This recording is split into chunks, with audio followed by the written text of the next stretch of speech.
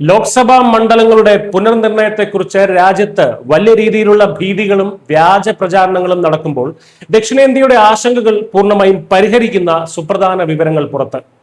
കേരളത്തിന് 30 ലോക്സഭാ സീറ്റുകൾ വരെ ഉറപ്പു നൽകുന്ന ചരിത്രപരമായിട്ടുള്ള ഒരു മാതൃകയാണ് ഇപ്പോൾ കേന്ദ്രത്തിന് മുന്നിലെത്തിയിരിക്കുന്നത്.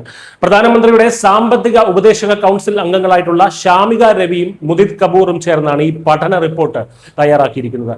രാജ്യത്തെ ജനസംഖ്യയേറിയ വലിയ 170 ലോക്സഭാ മണ്ഡലങ്ങൾ വിഭജിക്കണമെന്നാണ് കൗൺസിലിന്റെ പ്രധാന ശുപാർശ. ഇതിൽ 59 മണ്ഡലങ്ങൾ 2ആയി വിഭജിക്കാനും 111 മണ്ഡലങ്ങൾ 3ആയി വിഭജിക്കാനും നിർദ്ദേശിക്കുന്നു. ഇത് നടപ്പായാൽ കേരളത്തിലെ സീറ്റുകൾ നിലവിലെ 20-ൽ നിന്ന് 30ആയി ഉയരും. തമിഴ്നാട്ടിൽ സീറ്റുകളുടെ എണ്ണം 59ആയും, കർണാടകയിൽ 28-ൽ നിന്ന് 42ആയും, തെലങ്കാനയിൽ 17-ൽ നിന്ന് 28ആയും, ആന്ധ്രാപ്രദേശിൽ 25-ൽ നിന്ന് 38ആയും സീറ്റുകൾ വർദ്ധിക്കും. ഇതോടൊപ്പം ഉത്തർപ്രദേശിൽ സീറ്റുകൾ 80-ൽ നിന്ന് 120ആയും, മഹാരാഷ്ട്രയിൽ 48-ൽ നിന്ന് 72ആയും വർദ്ധിക്കുമെന്നും റിപ്പോർട്ടിൽ വ്യക്തമാക്കുന്നു.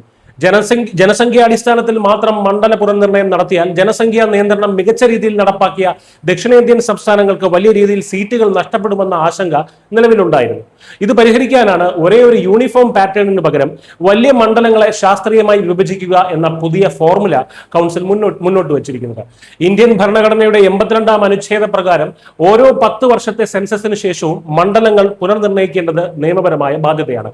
എന്നാൽ 1976-ലെ 42-ാം ഭരണഘടന ഭേദഗതിയിലൂടെയും പിന്നീട് 2001-ലെ 84-ാം ഭേദഗതിയിലൂടെയും ഈ പ്രക്രിയ 2026 വരെ താൽക്കാലികമായി മരവിപ്പിക്കുകയായിരുന്നു. വരാനിരിക്കുന്ന പാർലമെന്റിന്റെ വർഷകാല സമ്മേളനത്തിൽ ഈ വിഷയം വീണ്ടും സജീവ ചർച്ചയാകാനിരിക്കെയാണ് ഈ നിർണായക ശുപാർശ പുറത്തു വന്നിരിക്കുന്നത്.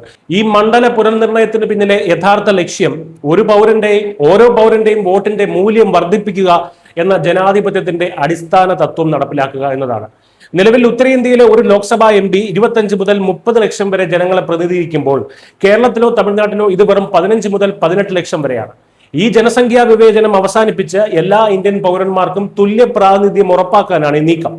ദക്ഷിണേന്ത്യക്ക് വലിയ രീതിയിൽ സീറ്റ് നഷ്ടമുണ്ടാകുമെന്ന ചില പ്രതിപക്ഷ ഗ്രൂപ്പുകളുടെ രാഷ്ട്രീയ പ്രചാരണങ്ങളെ ഈ അക്കാദമിക് റിപ്പോർട്ട് പൂർണ്ണമായും ഇല്ലാതാക്കും. മാത്രമല്ല, സുപ്രീം കോടതിയിലെ വിരമിച്ച ജഡ്ജിയുടെ നേതൃത്വത്തിലുള്ള സ്വതന്ത്ര ഡീലിമിറ്റേഷൻ കമ്മീഷനാണ് ഇത് നടപ്പാക്കുക എന്നതിനാൽ രാഷ്ട്രീയ പാർട്ടികൾക്ക് ഇതിൽ അനാവശ്യമായി ഇടപെടാൻ സാധിക്കുകയില്ല.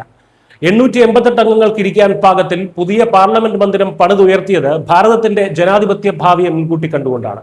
തെക്ക് വടക്ക് എന്നൊക്കെ ചൂണ്ടിക്കാട്ടി വംശീയ പ്രാദേശിക വിദ്വേഷം പടർത്തി രാജ്യത്തെ ഭിന്നിപ്പിക്കാൻ ശ്രമിച്ചവർക്കുള്ള കൃത്യമായിട്ടുള്ള മറുപടിയാണ് വികസനത്തിലും തുല്യതയിലും ഊന്നിയ ഈ ഒരു പുതിയ വിഭജന രേഖ.